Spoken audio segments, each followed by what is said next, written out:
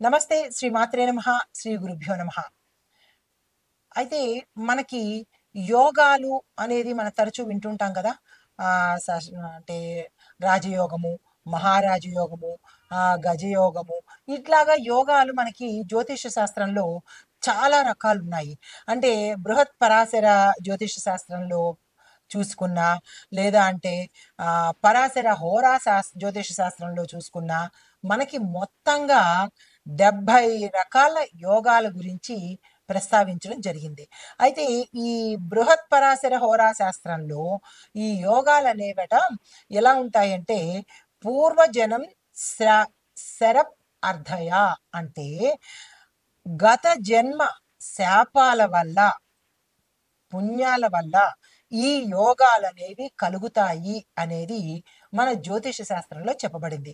అయితే ఇవి ఈ బృహత్ పరాశర హోరా శాస్త్రంలో ఈ 70 రకాల యోగాలు ఎలా వస్తాయి అంటే వివరంగా విశ్లేషణ చేసుకుంటే కనుక ప్రస్తుత జన్మలో జన్మించిన వ్యక్తికి అంటే గత జన్మలో ఉండే పాపపుణ్యాలు కానీ కర్మలు కానీ ఈ జన్మలో మనకి సంతానం లేకుండా కానీ లేదా శాపాల వల్ల అంటే గత జన్మలో శాపాలు కావచ్చు, కర్మలు కావచ్చు, పాపాలు కావచ్చు, వాటిని బట్టి ఈ జన్మలో మనకి ఈ రాసుల విశ్లేషణ లేదా అంటే నిర్ణయము లేదా అంటే ఈ గ్రహాల నిర్ణయము, గ్రహాల కదలికలు అవి అన్నీ వ్యక్తిగతంగా ఆయా వ్యక్తి యొక్క జన్మతః వచ్చినవి, వాటిని బట్టి ఈ రాసులు పనిచేస్తాయి. ఉదాహరణకు శుక్రుడు ఒక జాతకుడికి యోగించవచ్చు, అదే శుక్రుడు మరొక జాతకుడికి భేదించవచ్చు, అంటే చెడు చేయవచ్చు.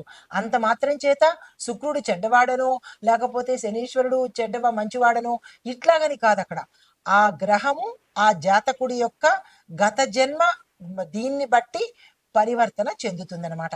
అయితే వీటిని బట్టి కనుక మనం చూసుకున్నట్టయితే అసలు ఏంటి ఎవరెవరి శాపాల వల్ల అనేది కనుక చూస్తే గత జన్మలో తండ్రి శాపానికి చాలా జాగ్రత్తగా వినండి. గత జన్మలో తండ్రి యొక్క శాపానికి 11 యోగాలు వస్తాయట. తరువాత తల్లి యొక్క శాపానికి 13 యోగాలు వస్తాయట. తరువాత సోదర సోదరి వీరి యొక్క శాపానికి 13 యోగాలు వస్తాయి. తరువాత మేనమామ శాపానికి 4 యోగాలు వస్తాయి. బ్రాహ్మణుడు లేదా పూజారి యొక్క శాపానికి 7 యోగాలు కలుగుతాయి. తరువాత భర్తకు మళ్ళా చెప్పలేదు, భార్య జీవిత భాగస్వామి యొక్క శాపానికి 11 యోగాలు వస్తాయట. అంటే గత జన్మలో దుష్టాత్మ శాపాన్ని వివరించేవి 9 యోగాలు. ఈ యోగాలనేవి ప్రప్రధానంగా దేని మీద చూపిస్తాయి అంటే కనుక సంతానం మీద, ఆరోగ్యం మీద చూపిస్తాయి. ఈ రెండిటి మీద ఈ యోగాల ప్రభావం పడుతూ ఉంటుంది. ధనము మీద, మిగతా వాటి మీద వేరే అంశాలు. ఈ శాపాలు అనేవి చాలా మంది దీర్ఘకాలికంగా అనారోగ్యం పడుతూ ఉంటారు. మాటికి అనారోగ్యాలు, ఆపరేషన్లు, బాగోకపోవడము, ఇంట్లో బాగోకపోవడము, సంతానం లేకపోవడము, అంటే ఇన్ని రకాల కష్టాలు. అంటే కష్టాలు 2 రకాలే, కానీ ఈ కష్టాలలో అంటే సంతానం లేకపోవడము, తరువాత ఈ రకంగా భార్యాభర్తల మధ్య అన్యోన్యత లేకపోవడము, ఎక్కువగా వ్యాధి పీడితం జరిగేది గత జన్మ యొక్క శాపాల వల్ల ఈ అంశాలను మనం అనుభవిస్తున్నాం అన్నమాట. అయితే దానిలో భాగంగానే ఇప్పుడు మనం ప్రస్తావించుకునేది శని రాహు కలయిక వల్ల ఆ కలయికని పిశాచ యోగము అంటారు. పిశాచ యోగము అంటే అదేదో పిశాచాలు భూతాలు అని కాదక్కడ. ఈ యోగం పేరు పిశాచ యోగము. అంటే ఎక్కువ కర్మను అనుభవించే యోగం అన్నమాట. ఇది రాహు శని యొక్క కలయికలు ఈ ప్రతి ఒక్క జాతకుడికి ఏ స్థానంలో జరగబోతోందో ఆ స్థానంలోనే ఎక్కువగా పీడించబడతాడు. దాన్ని వివరంగా ఇప్పుడు మనం తెలుసుకుందాము. అయితే ఖగోళ శాస్త్రంలో మనకి ఈ గ్రహాలు కదలికలు జరగడము, రాసుల్లోకి మారడము, ఒకేసారి కొన్ని కొన్ని గ్రహాలు పరివర్తనం అంటే ఒకే ఏక గీతలో ఉంటూ ఉండడము. ఇప్పుడు మనకి శివరాత్రికి అదే జరగబోతోంది. ఒక్కొక్కసారి 3 గ్రహాలు ఒకే గీతలో సరళ రేఖలో వస్తాయి. కొన్ని 5 వస్తాయి. కొన్ని ఒకేసారి 7 గ్రహాలు వస్తుంటాయి. ఇలాగ మనకి ఖగోళ శాస్త్రంలో వింత వింతలు జరుగుతూ ఉంటాయి.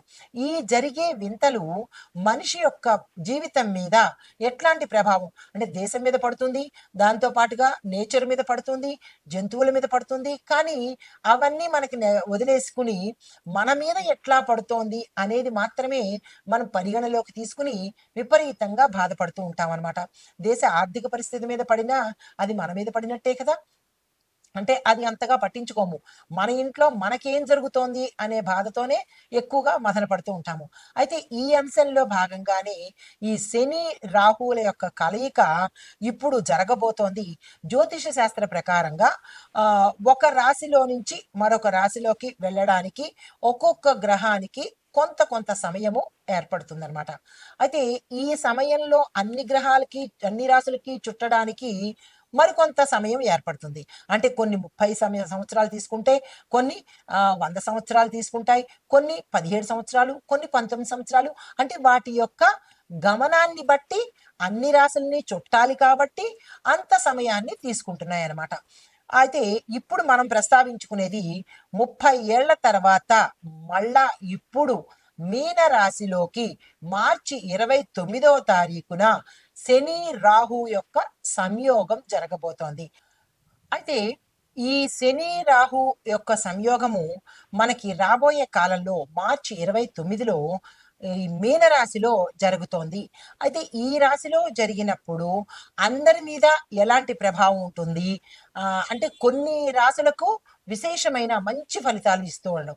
అంటే ఆ రాశుల్లో ఎవరు అంటే మిథున రాశి వాళ్ళు, తరువాత ధనస్సు రాశి వాళ్ళు, తరువాత కుంభరాశి వాళ్ళు, ఈ ముగ్గురికి విశేషమైన ఫలితాలు అంటే మిథునము, ధనస్సు, కుంభరాశి వాళ్ళకి విశేషమైన ఫలితాలను ఇస్తున్నాడు. అయితే మిగతా వాళ్ళకి ఎలా ఇస్తున్నాడు అంటే కనుక మిశ్రమ ఫలితాలను ఇస్తూ దాంతో పాటుగా అన్ని రంగాల వాళ్లకు ఎలా ఉండబోతోంది అనే అంశాన్ని ఈ శని రాహు యొక్క కలయికను మనము ఈ సంయోగాన్ని పిశాచ యోగము అంటారనమాట. కాబట్టి అది ఎలాంటి ప్రభావాన్ని ఇస్తోంది అనే అంశంలో భాగంగా ముందుగా అయితే ఈ కలయికలను ఉద్యోగం వాళ్ళకి, విద్య, ఉద్యోగము, వ్యాపారము ఇలాంటి వాళ్ళకి ఎలాంటి ఫలితాలు ఇవ్వబోతోంది. తదుపరి రాశి కర్కాటక రాశి. ఈ కర్కాటక రాశిలో విద్యార్థులకు మంచి ఫలితాలు సాధిస్తారు. విదేశాలు వెళ్ళే అవకాశం కనబడుతోంది. ఇక్కడ ర్యాంకులతో పాటు మీరు అనుకున్న ప్రదేశాలకి అంటే ఇంటర్నల్గా అంటే స్టేట్స్కి వెళ్ళడం కానీ, లేదా ఇక్కడ స్టేట్స్లోనే అంటే బెంగళూరు, ఢిల్లీ ఇట్లాంటి ప్రదేశాలకు వెళ్ళి చదువుకునే అవకాశం గోచరిస్తోంది.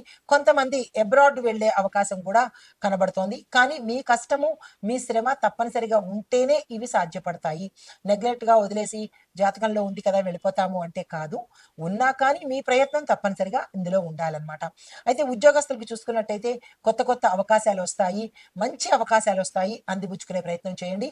కొంతమందికి ఉద్యోగాలలో ప్రమోషన్స్ రావడము, తరువాత మీ పై అధికారులు మిమ్మల్ని మెచ్చుకుని వాళ్ళంతట వాళ్ళు కంపెనీ ఖర్చులతోనే మిమ్మల్ని విదేశాలకు రాయబారిగా పంపించే అవకాశం కూడా గోచరిస్తోంది. అలాంటి అవకాశం వస్తే కనుక అస్సలు వదులుకునే ప్రయత్నం చేయకండి. కొంతమందికి కొన్ని ఉద్యోగాల్లో అంటే మార్కెటింగ్ రంగంలో పనిచేసే వాళ్ళు, రియల్ ఎస్టేట్ రంగంలో పనిచేసే ఉద్యోగస్తులకు విశేషమైన లాభాలు అంటే మీరు టార్గెట్స్ పెట్టుకున్నవి తప్పనిసరిగా రీచ్ అవ్వడము, దాంతో వచ్చే ఇన్సెంటివ్స్ విశేషంగా వస్తాయన్నమాట. ఈ ధనాన్ని ఇచ్చేది ఎవరు అంటే శని భగవానుడే ధనాన్ని ఇస్తాడు.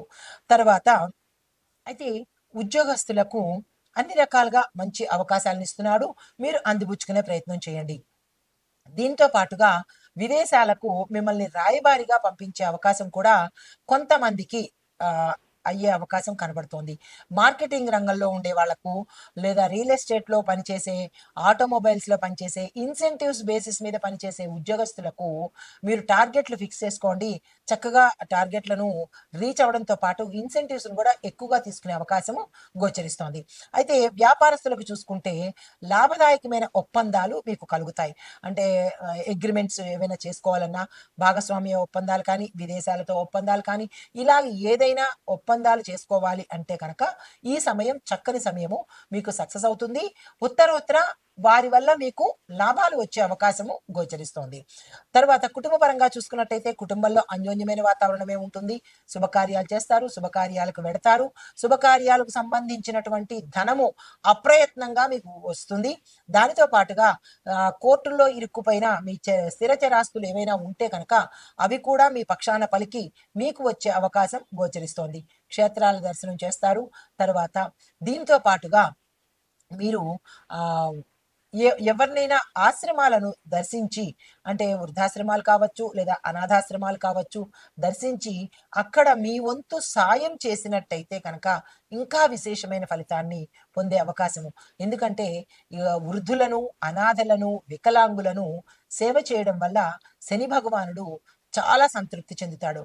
విపరీతమైన ఆనందాన్ని కలిగించడంతో పాటు తన కష్టాల యొక్క తీవ్రతను కూడా తగ్గించే ప్రయత్నం చేస్తాడు. తప్పనిసరిగా ఈ ప్రయత్నం చేసుకోండి. ఆరోగ్యం చూసినట్లయితే కనుక గతంలో ఏమైనా అనారోగ్య సమస్యలు ఉంటే అవి తగ్గిపోయి ఆరోగ్యం చక్కబడే అవకాశం ఉంది. కాకపోతే గతంలో మీరు ఏదైనా దీర్ఘకాలిక వ్యాధులతో కానీ, రుగ్మతలతో కానీ, వంశపరంపరంగా వచ్చే వ్యాధులతో బాధపడే వాళ్ళు మాత్రము తప్పనిసరిగా డాక్టర్ పర్యవేక్షణ తీసుకోవాల్సిందిగా చెప్పదగిన సూచన అనమాట. అయితే సినిమా రంగం వాళ్ళకి, తరువాత టీవీ నటీనట వర్గం వారికి, రాజకీయ రంగంలో ఉన్న వారికి కూడా పేరు వస్తుంది, వారి గుర్తింపు వస్తుంది. దానితో పాటు మంచి మంచి పదవులు రాజకీయ నాయకులకు, మంచి మంచి అవకాశాలు సినీ పరిశ్రమ వారికి వచ్చే అవకాశం కనబడుతోంది. అంటే ఈ రాశిలో ఉండే అందరికీ కూడా శని రాహు యొక్క కలయిక వల్ల మంచే జరిగేటట్టుగా గోచరిస్తోంది. ఈ అవకాశాన్ని అస్సలు వృధా చేసుకోకండి. అయితే మీకు చెప్పదగిన పరిహారము, నవగ్రహ ఆలయంతో పాటు కాలభైరవుణ్ణి, శివుణ్ణి తప్పనిసరిగా పూజ చేసుకోండి. చేసుకున్నట్టయితే, అంటే ఈ సమయం ఎంతవరకు ఉంటుందో అంత సమయము కూడా శనివారం నాడు శనివార నియమం పాటించండి. దీనితో పాటుగా సోమవారం నాడు శివుడికి వెళ్ళి అభిషేకం చేసుకున్నట్టయితే కనుక ఈ గ్రహ సంబంధిత దోషాలు ఏవైనా ఉంటే కనుక తీరిపోయే పరిస్థితి గోచరిస్తోంది. ఇది ఈ రాశిలో ఉండేవారికి చెప్పదగిన గోచార రీత్యా ఫలితాలు, పరిహారాలు. నమస్తే. పరిహారాలు చూద్దాము. అంటే ఇప్పుడు మనము శని రాహుకి సంబంధించిన ఈ సంయోగంలో ఎట్లాంటి పరిహారాలు చేసుకోవాలి, ఓవరాల్గా అందరూ కలిపి ఎవరెవరికి ఎలాంటి పరిహారాలు చేసుకోవాలి అనేది సంపూర్ణ విశ్లేషణ ఇస్తాను. ముందుగా మొదటిది, శనిదేవుడికి దోష నివారణ కోసము ప్రతి శనివారము శనిదేవుడికి నువ్వుల నూనె దీపాన్ని వెలిగించడం మీకు మేలు చేస్తుంది. ఈ పరిహారాలు చాలా జాగ్రత్తగా వినండి. 1-2 సార్లు వినండి, తప్పులేదు. లేదా రాసుకోండి, చాలా మంచిది. ఈ పరిహారాలు మీకు ప్రత్యేకంగా చెబుతున్నాను. తరువాత నెంబర్ 2, రాహు దోషం నివారణ కోసము దుర్గామాతను తప్పనిసరిగా పూజ చేయండి, ఆలయ దర్శనం చేసుకోండి. దీనితో పాటు రాహు కేతుకి శాంతి జపాలు, శాంతి పూజలు కూడా చేయించుకున్నట్టయితే విపరీతమైన పరిణామాలకు తగ్గి సానుకూలమైన ఫలితాలు వస్తాయి. నెంబర్ 3, ఆర్థిక స్థిరత్వం కోసము ఎవరైతే ఆర్థికం స్థిరంగా లేదు, డబ్బులు ఖర్చు అయిపోతున్నాయి, అలాంటి వాళ్లకు లక్ష్మీదేవి పూజ చేసి ప్రతి శుక్రవారము గోధుమను దానంగా ఇవ్వండి. నెంబర్ 4, ఆరోగ్య సమస్యలతో ఈ 12 రాసుల వాళ్ళు ఎవరైతే ఇబ్బంది పడుతున్నారో హనుమంతుడికి ఆలయ దర్శనం చేసుకొని హనుమాన్ చాలీసాను తప్పనిసరిగా పఠించడం నేర్చుకోండి. రాదు, కుదరదు అని అనుకుంటే పరిణామాలు అనుభవించవలసిందే. దాన్ని తగ్గించుకునే ప్రయత్నం చెయ్యాలి అంటే తప్పనిసరిగా నేర్చుకోండి. మీ నోటితో మీరు పలకండి, వినడం కాదు, పలకాలి. దాంతోపాటు శనివారం నాడు మునుగు పుష్పాలతో పూజ చేస్తే కనుక మంచి ఫలితాలను ఇస్తాడు. శనీశ్వరుడు ఆంజనేయ స్వామికి పూజ చేస్తే కనుక తప్పనిసరిగా మంచి ఫలితాలు ఇస్తారు. నేను చదవను, నాకు రాదు, నాకు టైం లేదు అనుకుంటే అది మీ ఇష్టము. చెప్పడం వరకే మా బాధ్యత. తర్వాత నెంబర్ 5, కుటుంబ సౌఖ్యం ఎవరికైతే లేదో వారు చేయవలసిన పరిహారము, ఇంట్లో తులసి మొక్కను పెంచండి. ప్రతి సోమవారము శివాభిషేకం చేయండి, శివుణ్ణి అర్చించండి. చాలా చిన్న పరిహారాలు. ఆరో పరిహారము, విద్యార్థులకు చెప్పదగిన పరిహారం ఏంటంటే, సరస్వతి అమ్మవారిని, గణపతిని తప్పనిసరిగా బుధవారము పూజించండి. దానితో పాటు ప్రతి గురువారము హనుమంతుడి ఆలయాన్ని దర్శించండి. అందరూ చెప్పేది మంగళవారం నాడు హనుమంతుడి దగ్గరికి వెళ్ళండి, హనుమంతుడి ఆలయానికి అంటారు. కానీ విద్యార్థులు మాత్రము గురువారం నాడు మాత్రమే హనుమంతుడి ఆలయ దర్శనం చేసి, ప్రదక్షిణలు చేసి స్వామివారికి మీ యొక్క ఆటంకాన్ని తప్పనిసరిగా చెప్పుకోండి. తరువాత 7వ పరిహారము, ఉద్యోగస్తులకు వ్యాపార అభివృద్ధికి ఎవరైతే కోరుకుంటున్నారో, ఇందాక మనం అనుకున్నట్టుగా ఉద్యోగస్తులకు బావులేదు, వ్యాపారాల అభివృద్ధి లేవు అని అనుకున్న వాళ్ళు విఘ్నేశ్వరుణ్ణి తప్పనిసరిగా పూజించండి ప్రతిరోజు.